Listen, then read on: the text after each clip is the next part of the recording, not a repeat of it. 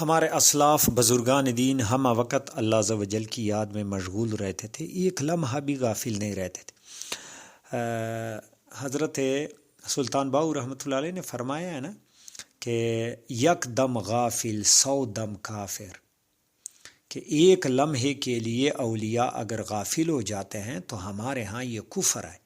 یعنی ہم تو کفر اس کو کہتے ہیں نا کہ یار بندہ اللہ جو ہے نا کفریہ کلمات بولے، اولیاء کہتے ہیں ہمارے ہاں کفر یہ ہے کہ ہم جب یاد الہی سے غافل ہو جاتے ہیں تو ہماری موت ہے، ہماری جو ہے نا ساری زندگی برباد ہو گئی۔ یعنی کافر کی زندگی برباد ہو گئی، آخرت میں بھی اس کا کچھ نہیں ہے، زندگی بھی جو ہے نا برباد۔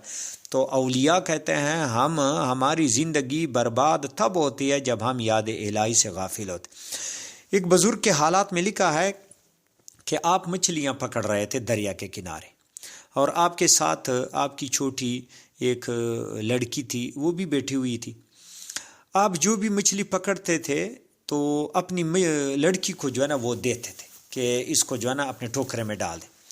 وہ لڑکی اپنے والد سے مچھلیاں لے کر پھر خفیہ طریقے سے یعنی دریا میں واپس ڈالتے تھے۔ جب وہ بزرگ فارغ ہوا تو انہیں کہا اپنی لڑکی سے، بیٹا چلیے گھر مچھلیاں لے آئے، کہاں ہیں؟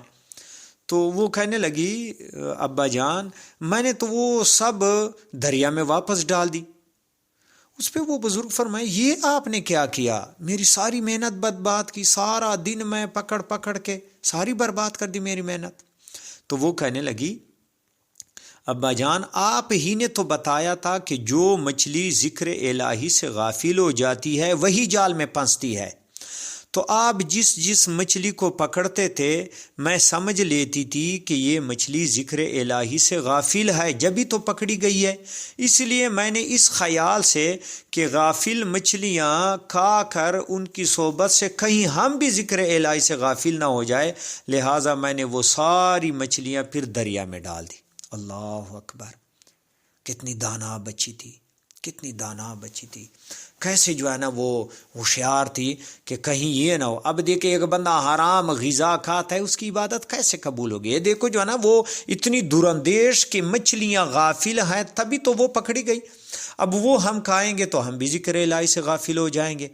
تو جو بندہ حرام کما کے کھاتا ہے تو ان کا دل کیسے منور ہوگا، ان کی عبادت کیسے قبول ہوگی؟ اس میں ایک درس ہے، ایک سبق ہے کہ انسان کو چاہیے کہ حلال غذا کھائیں، حلال غذا کھائیں۔ تو ان کے دیکھیں گاڑی ہے، گاڑی میں اگر صحیح تیل ہو تو یہ گاڑی صحیح چلے گی، اگر اس میں کچرا پانی والا تیل ڈال دے تو وہ رک کے جو ہے نا دھکے کھا کے۔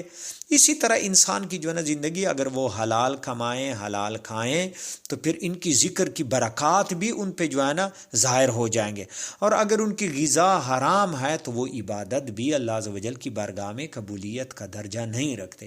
کوشش کریں کہ حلال غذا کھائیں تو آپ کی نماز، آپ کی عبادات، ذکر، تلاوت، اس کے انوارات، تجلیات بندے پر ظاہر ہو جاتے ہیں۔